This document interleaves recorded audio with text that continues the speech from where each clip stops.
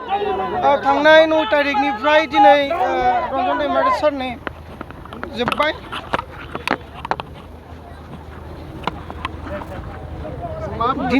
दिनै जोङो सारखौबो दिननानै फैगोन। बेयाव बुंनो गोनां जेबो गैया जोंहा।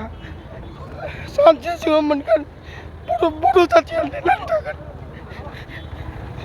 मा बुंगोन नोंथाङा मा बुंगोन? जोंनो रन्जन दैमारि सारखौ जोंनो नांगौ। जों रन्जन नङाबा जोंबो थाया। रन्जना जोंनि जायगायाव फैथारगोन एबार फैनानै जों रन्जनखौ माब्लाबाबो जोङो नेवसिनो हाया, जों गारनो हाया। जोंनो नांगौ रन्जन दैमारि सारखौ।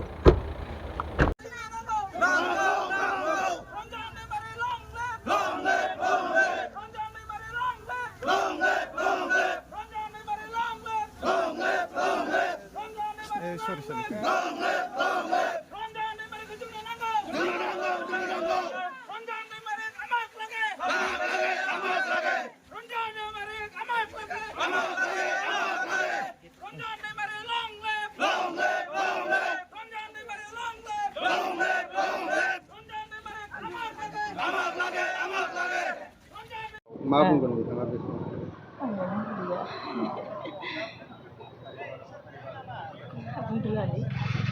जोबोद दुखु मोनदों। मानो होनबा जोंनि बर'नि थाखाय सारा जोंनि खर'मोन। दायो सारखौ लांदों, माबायदि बाहायगोन जों बेखौ मिथिया। खिन्थु जेसां दिन सारा थादोंमोन बेसां दिनालाय जों रंजानाय आरो मोजां मोनदोंमोन। नाथाय दिनै लांनायनि थाखाय जों जोबोद दुखु मोनदों। हाजार दुखु मोनदों। गुबुनखौ जेरै सौगरदों सारखौबोथ' बिदि सौगरनो हागौमोन ना। मानो बिदि खालामबाय थादों सारखौलाय? जोंनि बर' जानानै जोंहा जुदि बे सारा गैयाबा जों थांनानै थानायनि जोंहा जेबो मुलाम्फायानो जानाय नङा। बेनिखायनो जोंनो सारखौ जेरैबाबो माबायदि सुबिदायै हायो बेबायदि जोंनो सारखौ नांगौ आरो सारखौ सौगरथारनांगौ। बे जोंनि मोनथाय। जों बर' जानानै मानो इसिबां मालाय गुबुननि सिङाव थानो? जोंनोबोथ' नांगौ ना मोनथाय। साराथ' गावनि जिन्दगि गावनि जिबननि सोलिनानै जानो थाखाय सारा बेबायदि खालामाखै नङा। जोंनि बर' समाजनि थाखायसो खालामदों सारा। होमबा सारखौ दिनै गासैनि थाखाय सारखौल' मानो बेबायदि हारेसमेन्टखौ होदों? बेनिखायनो जोंनो सारखौ नांगौ।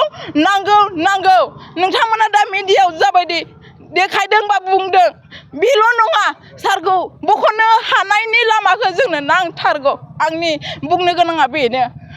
दान्दिसे बिथांनि सुटि लानानै फैनायनि थाखाय जों खौसेथि लोगो मोननायनि थाखाय जोबोद मोजां मोनदोंमोन। नाथाय दिनै दुखुनि बाथ्रा, दिनै बिथाङा जोंनि गासै गामिनि रायजो राजा बर' फिसा बयखौबो नागारनानै दिनै कारादन्द'आव फिन आरोबाव थांफिननांबाय। बिनि थाखाय जों दुखु मोनदों आरो आसा खालामो जेन मोजाङै मोजां बिथाङा सानसे समाव जोंनो खौसेथि जानानै बर' हारिनि थाखाय खामानि मावगोन होननानै आं आसा थायो। बेखिनि बुंनानै फोजोबो।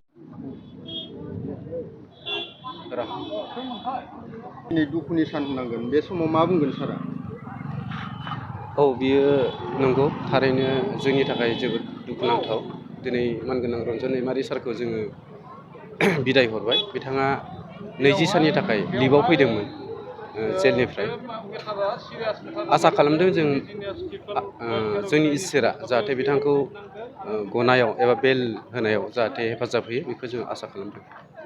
आरो मानगोनां रायजो राजाफोरनि अननाय आरो बोर सारस्रिनायाव जोंनि नाजानायाव बिथाङा थारैनो गगोन होननानै जों फोथायो। मानोना बेयो राजखान्थियारि जेंना। बे राजखान्थियारि जेंनाखौ माब्लाबाबो बेबायदि जेल जोबनानै दोनबाय थानो हाया।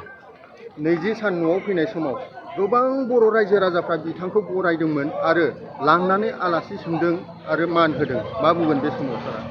जोङो मानगोनां NDPनि गायसनगिरि मानगोनां रन्जन दैमारि सारखौ जोङो गोबां रायजो राजाफ्रा मान खालामदों बिथांखौ।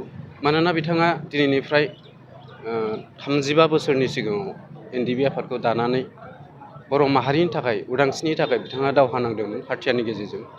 दिनै बिथाङा हाथियारनि गेजेरजों दावहा नांनायनि उनाव भारत सरकारा 2020 मायथाइनि 23 जानुवारि खालि आसाम सरकार, भारत सरकार आरो सोमावसारारि आफादफोरजों जि जेंना सुस्रांबाय, बिटिआर एकर्ड जाबाय।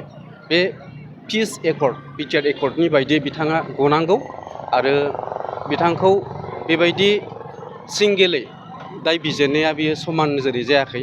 मानोना आफादा सोरखारजों सावरायनानै NDP आफादा सोरखारजों सावरायनानै जेंनाखौ फोजोबबाय। बे हिसाबै दाय थाबावनांगौनि थाखाय बियो जुक्ति नङा। नंगौ बिथाङा सिगाङावनो बे गोरोबथाया सुफुंजायैनि सिगाङावनो बिथाङा दाय फोनांजादों। थेवब्लाबो बेफोरनि थाखायनोथ' सोमावसारदोंमोन, बेफोरनि थाखायनोथ' जेंना सुस्रांनाय।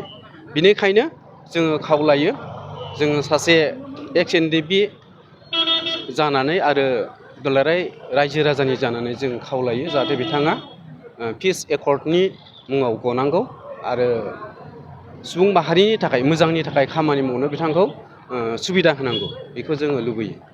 धन्यबाद सार।